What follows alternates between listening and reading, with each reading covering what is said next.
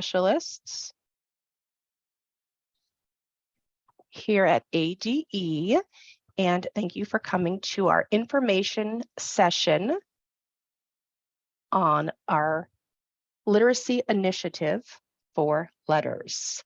I know we have folks here from districts, centers for both early childhood and third edition. If you have not put your name in the chat, can you please do so?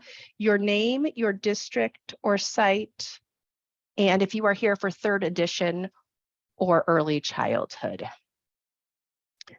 So I am going to go ahead and get started. And I'm going to give you a little background information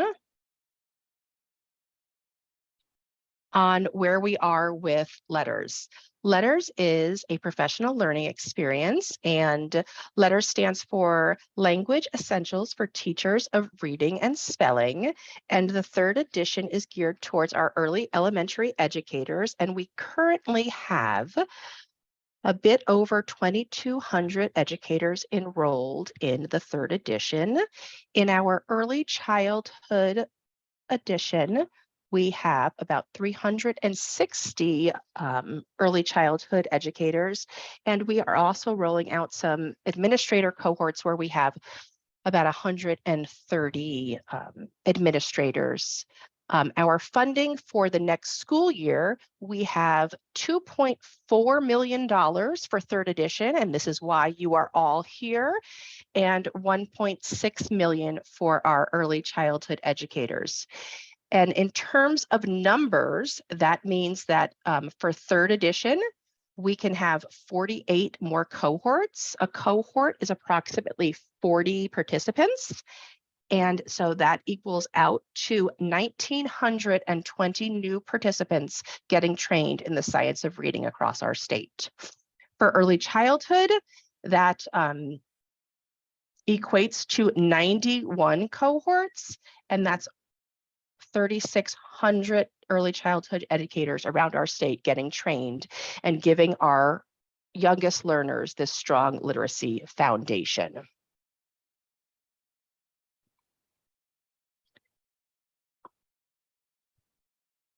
Hi, everyone. My name is Kim Pranio. I am one of the K-5 literacy and dyslexia specialists here at the Department of Ed. And I want to thank everyone for joining us tonight. And thank you for everyone who got last minute invites. We really appreciate the sacrifice that you have to be here tonight. Sorry, there's a bunch of us in a room, and so that's why you can see other people. So our LEA selection was done by a whole group of criteria. So based off of third grade ELA assessment data, Mauer literacy plans, benchmark data, and then students eligible for free and reduced lunch or have vulnerable populations, rural and tribal status, and then also preschools who are interested. All preschools have been invited to be part of this initiative.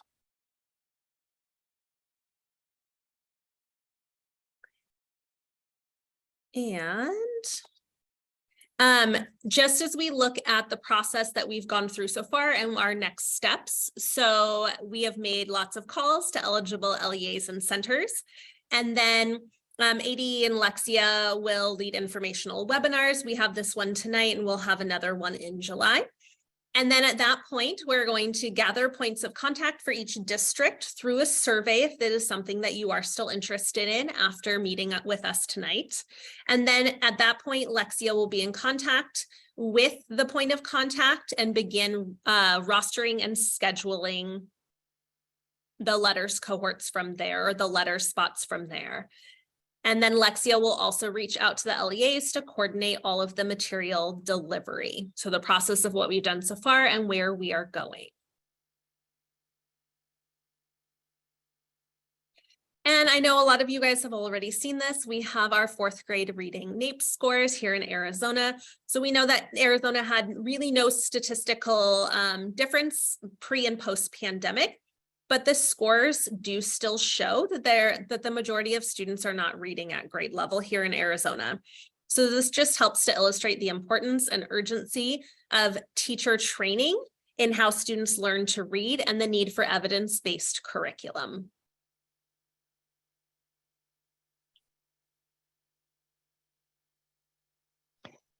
For those folks participating in the 3rd edition training, that will give you what you need for the K-5 early literacy endorsement. This is, remember, a 2-year training.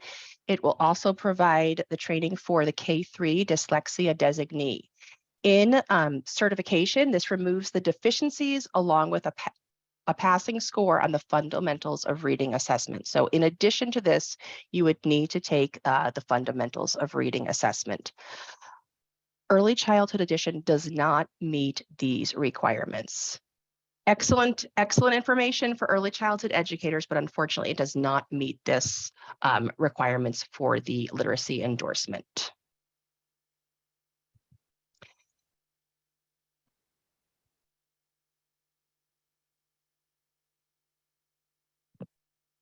The contact information I'm going to give you now for the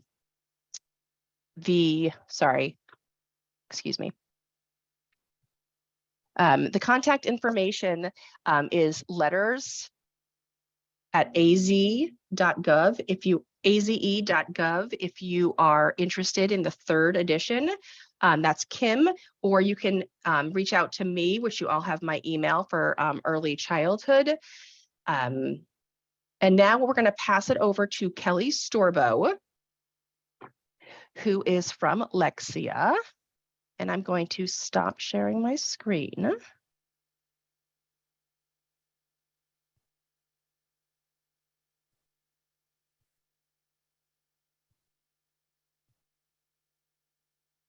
Okay. Thank you, Wendy and Kim. So hang on one second here. Let me get my screen situated so that you guys can see everything that you need to see. And I can too. There we go. All right. So it is great to be here with all of you today. My name is Kelly Storbo and I'm with Lexia. My official title is LETRS State Success Manager for the West Region, which obviously includes the state of Arizona. We've been working with Kim and Wendy and others at the State Department for the past about, well, almost exactly a year now on this work. And we're just so glad to be able to expand the LETRS offering to even more educators in your state. So it's my job to, number one, just help you understand what this experience is about and what it's like. And then also, as you move through the next few months, and for those that are doing 3rd edition, it will be even longer than that for a couple school years. We will be here to help you through every step of the way. And so today is really just an opportunity for you to learn more about what LETRS is, and what the research is that it's based on, and then what this actual opportunity looks and feels like. So just to kind of set the stage here, I know that we have some of you that are with us today that are here because you want to learn about LETRS for early childhood educators. And some of you are here for what we call LETRS for for elementary educators, or 3rd edition, as it's been called already. And so this presentation is going to help you to understand both of those. Much of the information will apply to both of these options, both of these LETRS options. But I just want to point out that when I'm on slides that maybe are specific to one or the other of these LETRS options, you'll see these logos. And so on the left, you see the LETRS logo. And so if it pertains specifically to that LETRS option, you'll see that logo on the slide. And if it's a slide that deals specifically with the early childhood LETRS, then you'll see the logo on the right. So hopefully that will help you guys keep it straight. And I know that some of you are here to learn about both. So hopefully that makes sense and we won't get too confused by talking about both. But like I said, much of the information applies to all of our LETRS options. All right. So why LETRS? What is so important and special about this professional learning opportunity? Well, first and foremost, it's all about teachers, okay? It starts with you because we know that you make the difference. Teachers matter more to student success than any other aspect of schooling. It's teachers, not programs, that teach students how to read. So think of LETRS as an investment in you. It's an investment of your professional learning because it's you that will make the difference in the lives of your students. Additionally, when we're talking about our earliest learners, we know that that early literacy matters in profound and far-reaching ways. There's strong agreement among preschool educators that all children deserve quality learning experiences that are sensitive to their social, emotional needs and that stimulate language, cognitive, and physical development. These early childhood years are critical for building the foundation for future success. And the role you play in developing early literacy skills in young students will make a profound impact on their school years and in life. And the fact that the state of Arizona is offering the wide range of LETRS opportunities from early childhood and all the way to our administrators is such a smart way to do this work, making sure that all of our teachers and educators from pre-K on up are learning this information together, are building this knowledge and this vocabulary that will help our students even more. So one thing to just kind of put in the back of your head and remember is that what we know from research is that 95% of all students can learn to read. We know that reading failure can be prevented in all but just a small percentage of students. There are about 5% of students who have significant cognitive disabilities that prevent them from learning to read. But as we already heard, that isn't always the case in what we see come to be. And you saw that in your Arizona data that Kim shared with you. But it's not just an Arizona thing. It is a nationwide issue that we have because there are only about 35% of students reading proficiently. We know that because of the NAEP data. And I'm sure this isn't new information for any of you. This has been going on for quite some time. We are pretty much just staying status quo. And that's really where we know something has to change. We know that these disparities in student proficiency levels are the result of differences in students' opportunities to learn, not their learning abilities. Remember, 95% of students are capable of learning to read with high levels of proficiency and comprehension. So what do we need to do in order to close this gap? That's what LETRS is all about, because the reality is that most of us didn't learn this information when we came from our colleges, our pre-service college experiences. There is my speaker's not working. Oops, I can hear you, Wendy. There is a huge increase in the percent of pre-service programs that are now including science of reading concepts in their undergraduate programs. But if you're like me, it's been a while since you were doing that undergraduate work. And so we need to have this information available to our teachers that are already in our schools and working with students. So what is the science of reading? It's a vast interdisciplinary body of scientifically based research about reading. This conclusive, empirically studied body of research informs us about how students learn to read, how to intervene when students aren't successful, and what kind of instruction works best for most students. So to better understand this, I'm going to share just a couple of the foundational theories that LETRS is built upon. And these come straight from that body of research that we were just talking about. So you see here on your slide what we call the reading brain, and it highlights some areas of our brain that probably you might recognize some of these areas back from your biology days.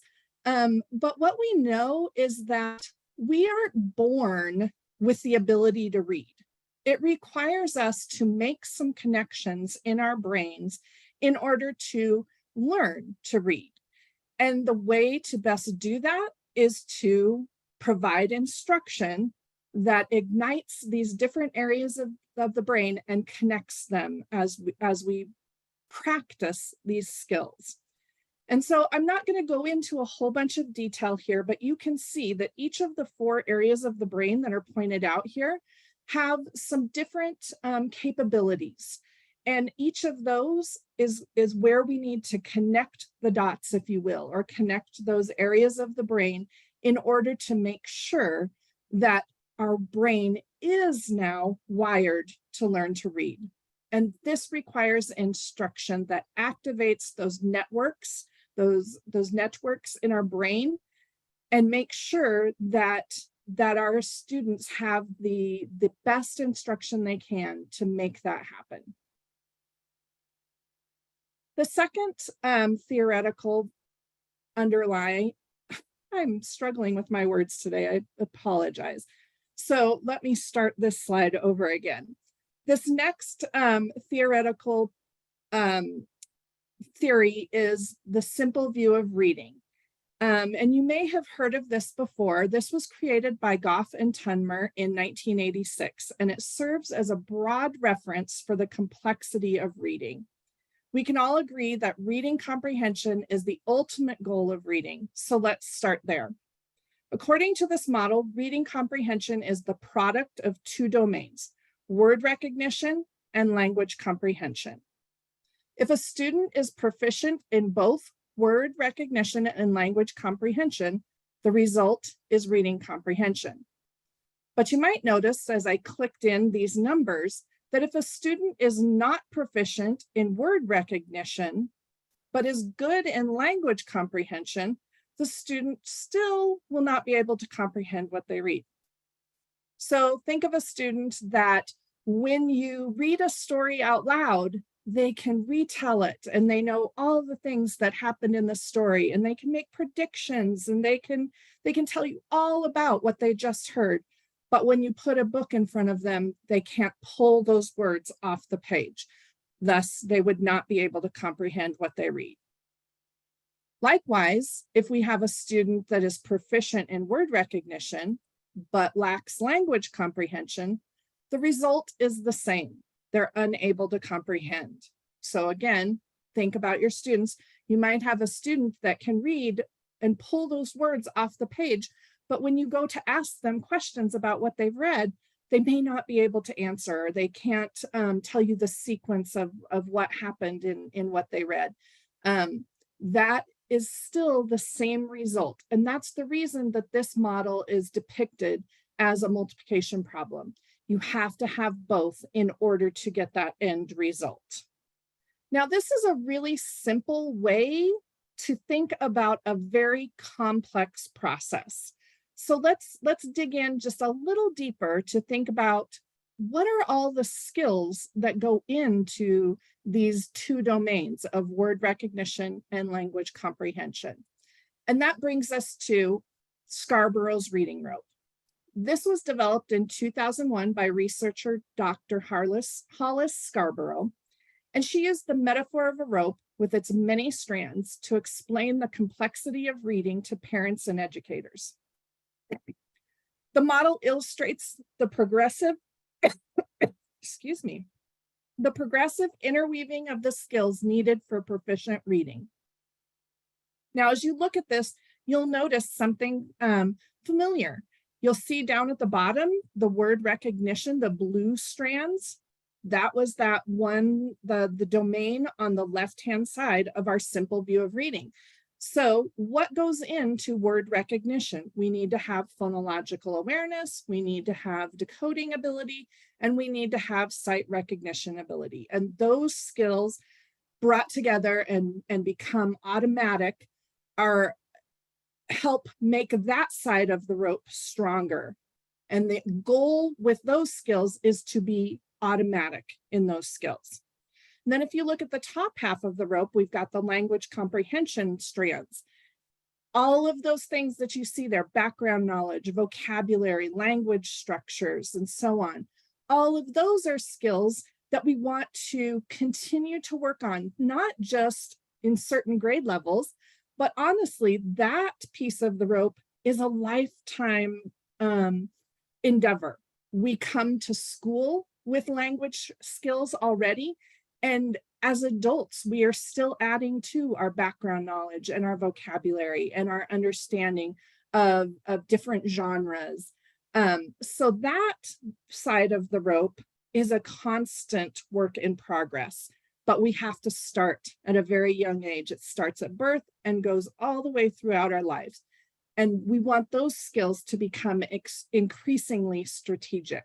So when we put those two together, we have skilled reading.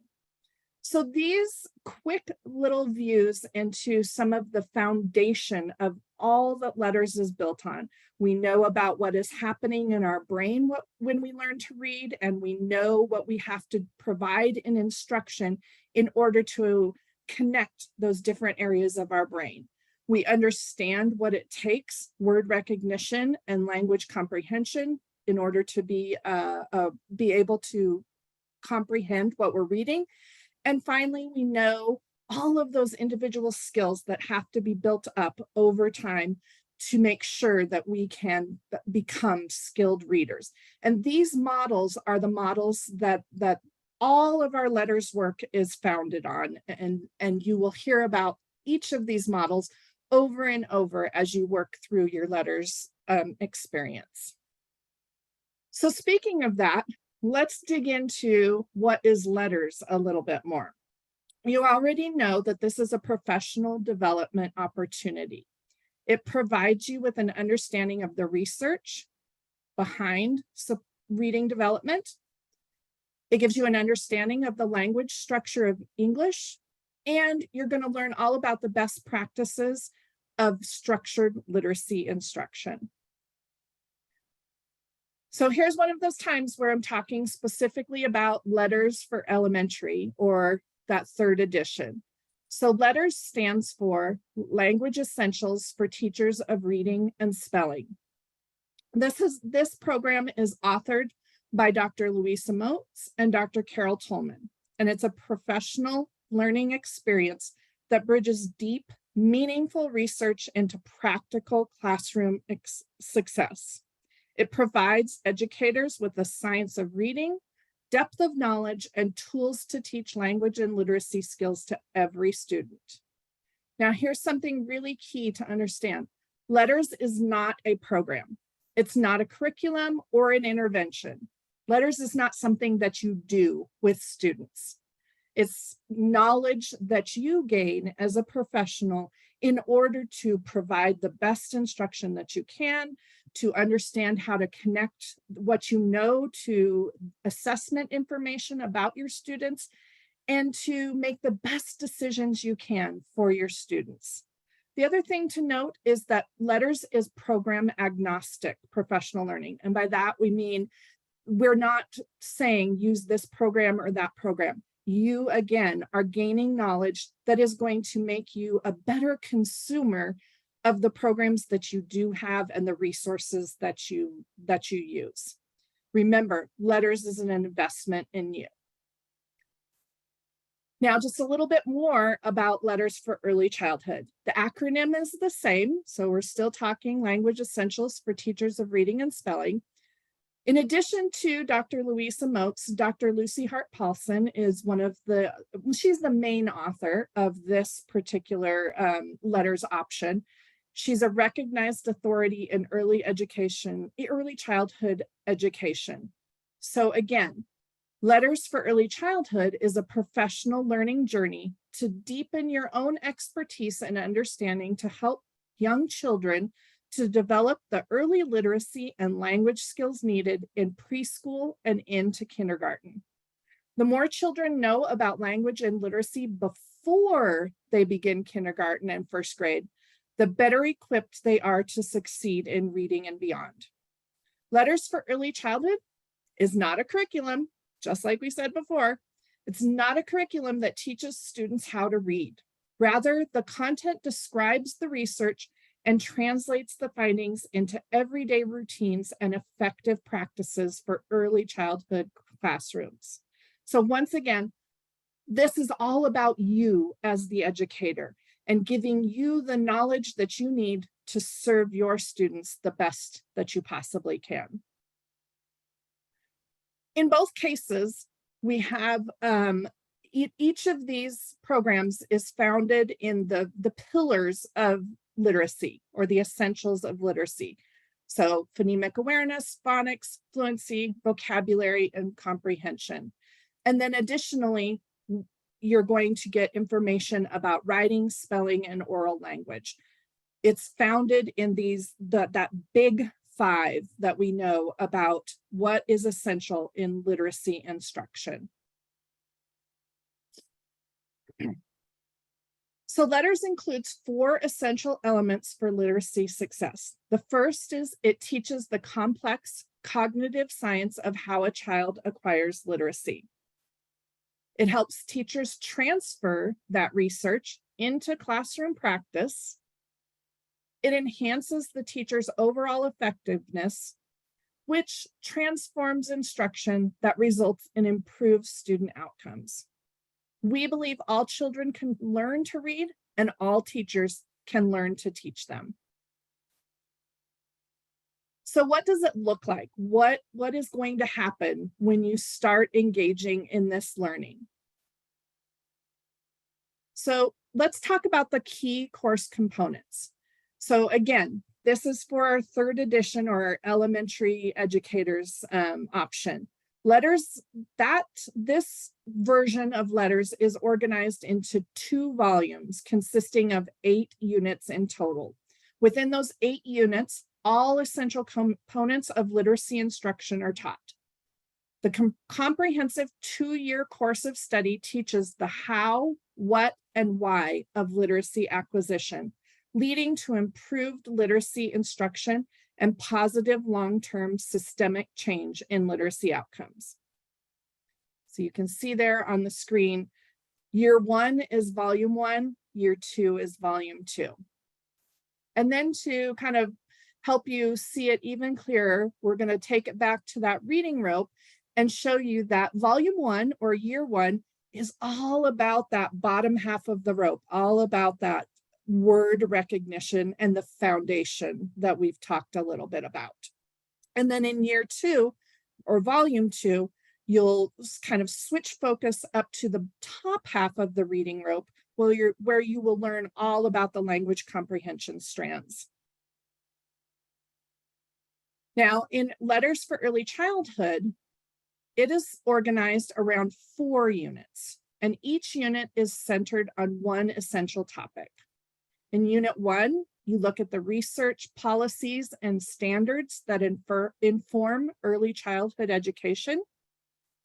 Unit 2 explores oral language structures and stages of development. Unit 3 highlights the developmental sequences of phonological awareness and strategies and routines for developing these skills. And Unit 4 addresses the essential components of print awareness, development of alphabetic learning, and the progress and oh my goodness, and the progression on writing in relationship to the phases of development. Throughout all of this, teachers will learn instructional techniques, routines, and procedures to use with their students. And finally, just one note about LETRS for Early Childhood. You should know that this is not about learning to read in preschool. It's about building the important foundations needed for a smooth transition into early reading and writing in the primary grades. We want to give them the best chance for success in those early grades, and we're going to be setting that foundation in those preschool years. So what does this look like? How will you learn? LETRS is done through a blended model approach. That is an intentional design of the LETRS course of study. It includes the repetition of complex concepts through reading, the online learning platform, and professional learning sessions. So there's 3 kinds of components to the organization of this professional development opportunity. And we'll talk a little bit more about each of those in just a second. But what this does is this gives the learner the opportunity to engage over time with the research and the content so that you can make meaning and apply the learning to your work. So there's a print manual that's used in tandem with the engaging online course of study. Then we have face-to-face or live online sessions. We'll talk about those options in a bit. Each of those are specific to the unit that you're working in, and it allows educators to participate in a community to deepen their understanding of the information from the online and print materials. These sessions are led by one of our national LETRS facilitators, and it allows participants to take a deep dive into the LETRS content and ask questions of our literacy experts. So let's look at each of these a little closer. I talked about a print manual. So for LETRS for elementary educators, remember there's 2 volumes, year 1 and year 2, volume 1, volume 2. So you will receive 2 manuals for your 2-year experience. And they look just like these pictures that you see. For LETRS for early childhood, it's 1 manual. That is a shorter professional development opportunity. So it's just 1 manual that you'll receive. And remember, those are to be used as you are doing the online asynchronous sessions. And also you'll have them with you during those live training sessions so that you can look back, take notes, highlight, refer to things as you're working in those live learning sessions. The second component was that asynchronous course in the LETRS platform. You will receive, or your participants will be assigned, a license for this online platform at least a month prior to their first live training session. Because what we like them to do is before they attend those first live training sessions, we want them to start to learn, to start to dig into the learning. And they will work asynchronously in that live learning platform ahead of time so that they can gain a little bit of background knowledge before they attend those sessions. So that's why you'll receive both the manual and the license to the online platform prior to your live training sessions. So what does that asynchronous website look like? The content in the LETRS course is delivered dynamically through a variety of methods. There'll be videos that include authentic classroom instruction with expert teachers. There'll be informative slideshows that you click on and learn more about each of the parts that you see in the slideshow. There are activities such as multiple choice, word sorts, matching, true, false, all kinds of things that keep you active and give you corrective feedback as you work your way through this asynchronous work in the LETRS platform. All along the way, there's an online journal where participants can make notes and jot things down, all as they are going through these asynchronous sessions. Finally, embedded into that asynchronous work is what is called bridge to practice activities. These are activities that really bring the learning to life. It bridges, thus the name, what you learn in the content to how that translates to work in your classroom. And it gives you specific activities to go and do and try with your students as you are learning this information. Everything is provided. You get explicit directions and downloadable supports and tools that you can use as you do those activities. There's also checks for understanding and assessments at the end of each unit. Please know that that's really just meant to measure your understanding and growth. There is no minimum score that you need to achieve. It is really meant to help you to see how much you're learning along the way. And finally, as you get to the end of that online asynchronous course, there is certificates that you're awarded all along the way so that you have record of the work that you've done. So we've talked about our print manual. We've talked about the online LETRS platform that you'll engage in asynchronously. And the third and final component of the LETRS training is the live learning sessions. Now I'm going to go back to talking about just one part of our LETRS. So this is LETRS for elementary educators. Remember, that is the 8 units over 2 years worth of time. You don't have to make any decisions about this right now. Once you've decided that you definitely want to participate, this will be my job. I will get a hold of you and we will plan all of this out. But I want to give you just a little bit of understanding of how this works. You either choose 6-hour sessions or 3-hour sessions. And you'll see if you choose 6-hour sessions, each session is for 1 unit. If you choose 3-hour sessions, then the unit is divided in 2. So you have a unit 1, part 1, and a unit 1, part 2, and so on and so forth. So depending on which you choose and how many people you have participating, sometimes you don't get as much as choice if you don't have as many people participating, you'll decide which of these options you're going to do. So in year 1, you'll have either 4 6-hour sessions that you'll schedule with us or 8 3-hour sessions to complete the live learning sessions for volume 1. And then that process repeats again in year 2 for units 5 through 8. Same choices, same routine, okay? For LETRS for early childhood, it looks a little bit different because, as I said, it is a little bit shorter professional development opportunity. So there's 4 units. And you can see that, again, you have an option between 6-hour sessions and 3-hour sessions. Most of the sessions in Arizona, because typically we don't have tons of early childhood educators from one specific site, will be 3-hour sessions that are offered, okay? And if you do that, you can see over the course of several months of time, you will have 4 3-hour live learning sessions that covers all 4 of those units that we talked about earlier. Okay, so I know that was a ton of information and you probably are scratching your head and thinking, oh my gosh, I'm completely overwhelmed by all of this. Please don't worry. We will walk you through this all the way. So just as kind of a recap, there is 3 different phases or components to your LETRS learning. All of these things are kind of happening simultaneously. Some of it you're doing asynchronously in between those live sessions, okay? So we've got the manual, your online course, and your live sessions that you'll attend.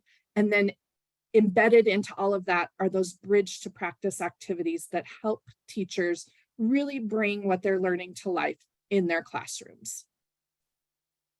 Okay. So let's watch a quick video just to hear from some educators and what their experience has been. We went through language essentials for teachers of reading and spelling, and it was just eye-opening. It truly was life-changing for an educator.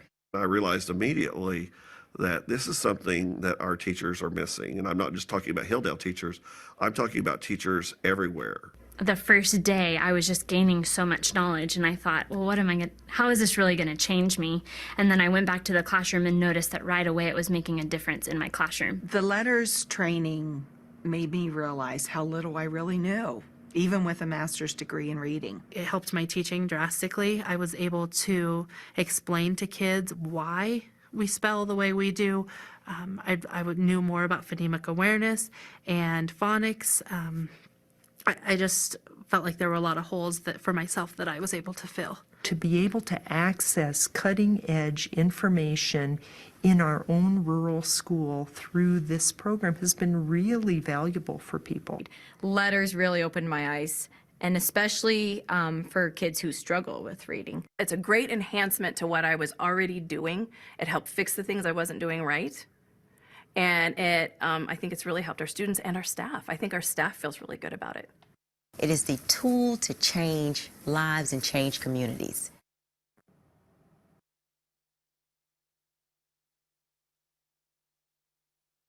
So as we finish up here, just a quick note from our author, Dr. Louisa Moats. She spent more than 50 years researching the impact effective teachers have on student outcomes. Here's what we know. Informed teachers change lives. And we're honored to be your partners in this amazing opportunity to change the lives of so many Arizona students. One last note, and this won't be the last time that you see this, but I want to invite you to look up our LETRS Help Center. You can see the web address for this, or I think if you Google LETRS Help Center, it will take you to this page. But this is a great resource for answering all of the questions that you might have about LETRS. I already mentioned this once, but we will be with you every step of the way. So of course you can always reach out to us directly, but lots of times you get questions that it would just be nice if you had someplace quick to go and look for an answer. And that's what our LETRS Help Center is about. So make note of that, but know that you'll hear more about it as you move forward in these next steps. And so with that, I just want to say thank you for allowing me to spend some time with you today. We can't wait to get this LETRS journey started with all of you. And I am going to turn this back over to Kim, I believe, to tell you about the next steps. Thank you so much, Kelly. We are very lucky here in Arizona to have Kelly. She is absolutely amazing. So we appreciate you being here with us.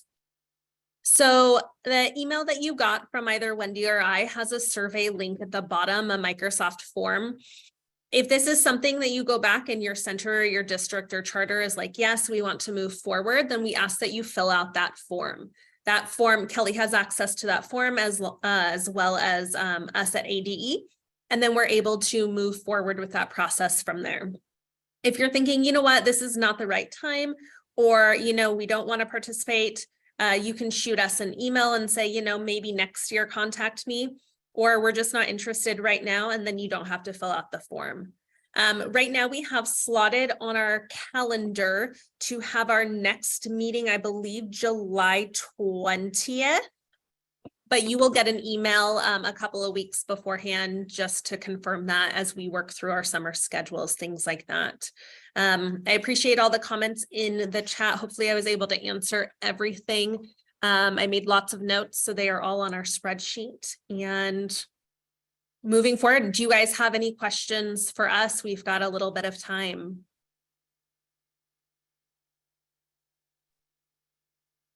I just sent one, Kim. I couldn't remember. I know a cohort consists of 40, correct? 40 seats. And then how many admin seats go with that? So right now with our current funding, if you have a full cohort of 40, you were allotted 8 admin seats. Okay. And the admin portion is a little more abbreviated, correct? Yes, and I will, Kelly, can I push that question to you because you'll be able to explain it better than I can? Absolutely. Yeah, the admin training, we didn't talk about that one today, but it is much shorter, just like the early childhood. It's about that same kind of concept and time commitment, a couple of months worth of time. You get a manual that goes with it. There's the first half of it, you have 2 trainings, 2 3-hour trainings, just like we talked about, that kind of gives you a high level overview of what teachers are learning in LETRS. And then the second half, the 2 other live trainings that you do, is all about systems and supporting your teachers and putting things in place that will help your buildings really put this work into action. And so it's I would say it's more similar in time to what is required for the early childhood, whereas the LETRS for elementary educators is that longer 2-year course of study. Thank you, Kelly. To address the question about when cohorts will begin, some of that is up to you and how quickly you get all of your information to Kelly. Kelly has a lot of things to manage, and so the quicker you are able to get all of that stuff in, the quicker you are able to schedule those dates. Ideally, we would start fall, August, September, or then start in January of 2024, just so that all of our cohorts are starting about the same time. That makes it a little bit more easy to manage that way. Let me scroll down and see if there are more questions. Kelly, I have one more question for you. So some of these trainings that are the 3-hour or 6-hour, if we don't have enough substitutes in professional development, are those ones that can happen in the evening or after school? Yes, we can schedule in the evenings. And then we also have some places that choose like a Saturday morning or a full day on Saturday. So yes, you can choose the times that work best for you. Some places in Arizona have like early release type days on a regular basis. And so they've chosen to use some of that time during their contract time. And then we have plenty of other districts that have chosen to use evening times or Saturday morning times. Thank you.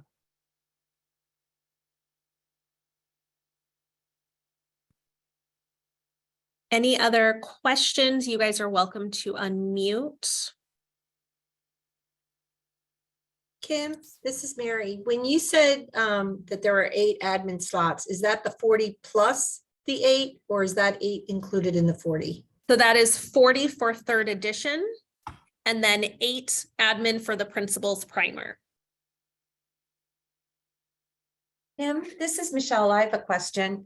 Hi, Michelle. Hi, good to see you. You too. So if we have more going next year than we have allotted from ADE, and we're running it inside of the portal, inside of the Lexia portal, is there I'm just thinking of the function of it. Is there like the ADE portal and you put part of your cohorts there, and then we would have our Madison portal, or in function how does it functionally work for when we have our Lexia specialist from Lexia helping us, and then the ADE staff helping us with other districts where you've done this in the past?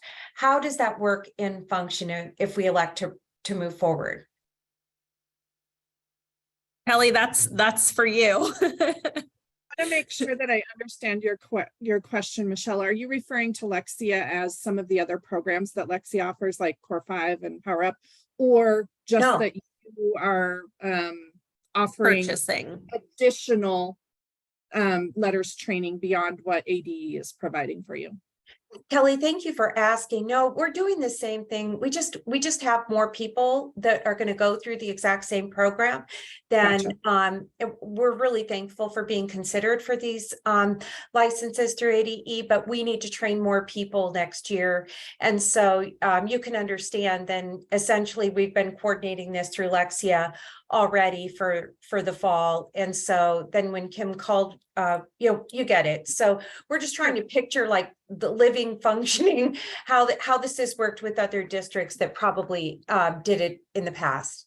Yeah, absolutely. We have had several other districts that have had that going on, where they've had more people that they wanted to train at the same time than what ADE was providing. So we'll definitely internally, we'll work together to make sure that we're not confusing you. And so whoever you've been working with, you know, previously, I'll connect with them and we'll kind of get a communication, you know, process that we'll use so that you're not dealing with 5 or 6 or 7 of us. The other thing that you can do is we can still work together. So you might have a cohort that you have purchased on your own, and then you might have a cohort that ADE is providing.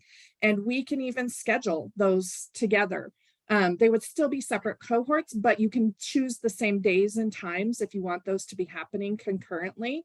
The only thing that will happen is you'll receive the information you need regarding like the Zoom links. One might come from the other, your salesperson that you've been working with, and one might come from me. But again, we can work through that. As far as what it looks like in the platform, because you as a leader, somebody who's kind of leading the charge in the LETRS work that your district is doing, you will get an administrator's view to that platform so that you can see how everybody's doing and how they're progressing. You'll be able to see everybody regardless of whether they are in the ADE cohort or whether they're in your privately funded cohort. So we'll make all of that work. We just need to know from you how that's, you know, how many other cohorts you've got going. And then we'll do our best for the most part to communicate internally so that you can have the best communication from us that works for you. Thank you. And somebody in the group direct messaged me. So thank you to that person who I think is doing it. So we really appreciate that. So would I be correct? And please correct me if I'm wrong. Would I be correct in saying it sounds like if we've got, if we purchased a partnership, then it sounds like it could be seamless if we've developed a very clear schedule about how we're going to do our PD, how we're going to do our live dates, and it's customized for our district. Can it be can it be seamless, or can it, to what degree would you say it's seamless?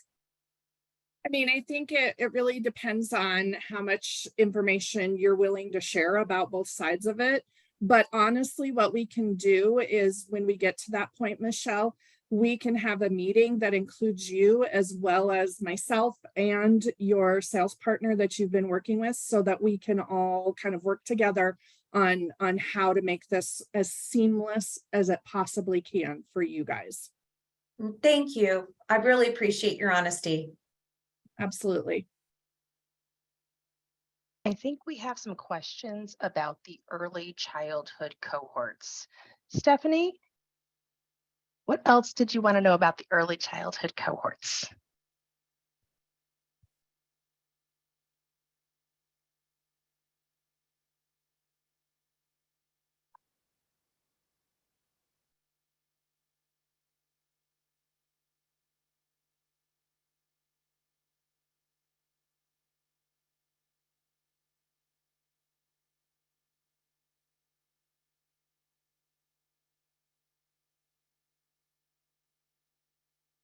Stephanie, I don't think we can hear you. I think you're still on mute.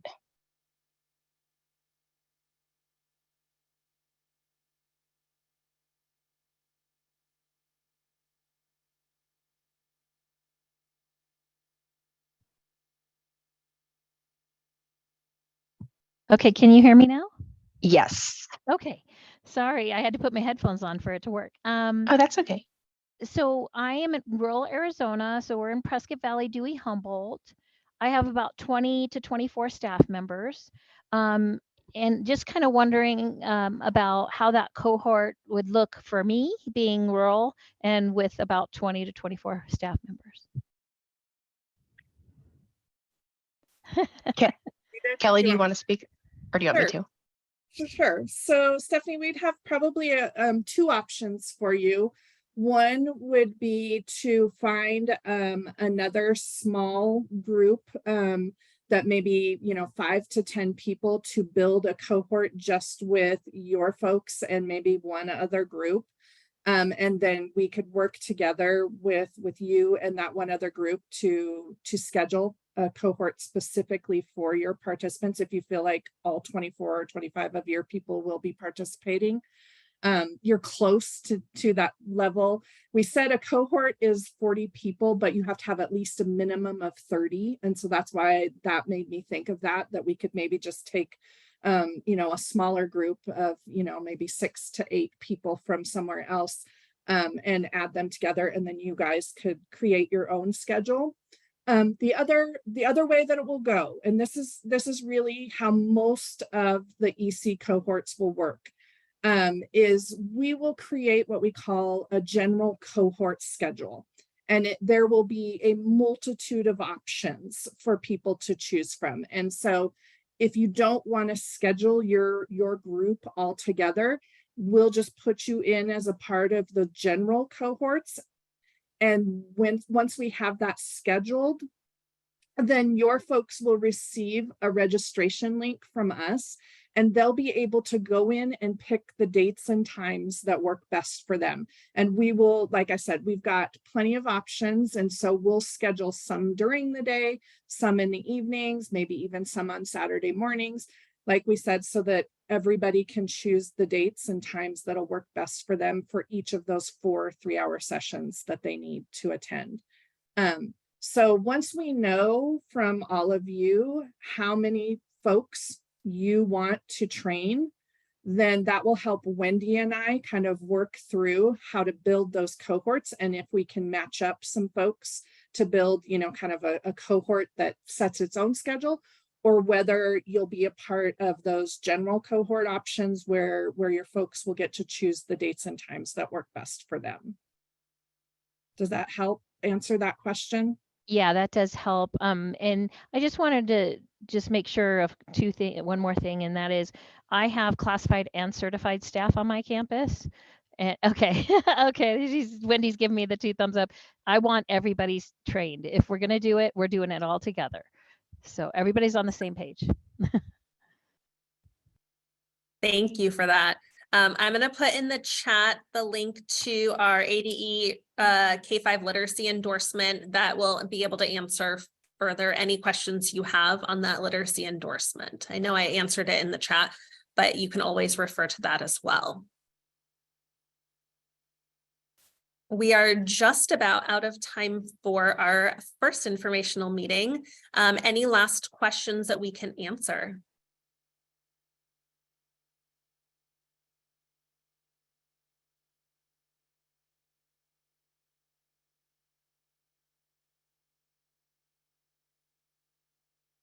Well, thank you guys all for taking time out of your busy days to join us. I know a lot of people are on the last week of the school or second to last week of school right now. I have friends who today was their last day. So we really appreciate this time. Know that you can always email us, reach out, give us a call if you have any further questions. And then, yes, once again, please fill out the survey if you are ready to move forward with this. And we just want to say thank you and we appreciate you. Oh, Kelly just put her email in the chat. Awesome. Thank you, Kelly. And we'll stay on for a few more minutes.